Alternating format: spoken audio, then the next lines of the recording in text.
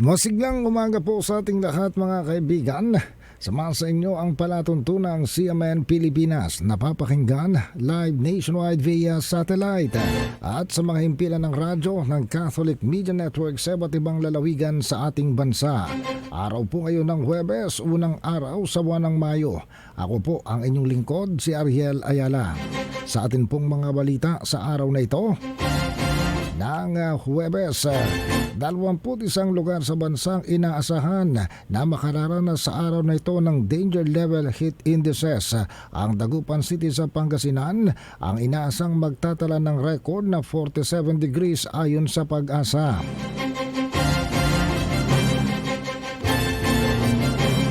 Ang heat index ay hindi naman ang aktual na temperatura na umiiral sa kapaligiran, kung hindi ito ay batay sa computation. Sa isang komplikadong computation ng Pag-asa, ito raw ang feels like heat o kung ano ang iyong nararamdaman.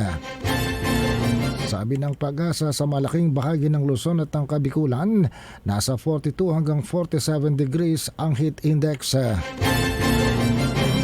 Ilan pa sa mga lugar na inaasang magkakaroon ng nasa danger level na heat index ay ang Subic Bay sa Olongapo, Sangli Point sa Cavite, Ambulong sa Tanawan City sa Batangas, Calapan sa Oriental Mindoro, San Jose Occidental Mindoro, Cuyo sa Palawan, Legazpi sa Albay, Kasiguran sa Aurora, Clark sa Pampanga, Iba sa Zambales, Pasay City at Virac sa Catanduanes. Ang lahat ng ito ay inaasahan ng Pag-asa batay sa kanilang computation na magkakaroon ng danger level heat index na 42 degrees.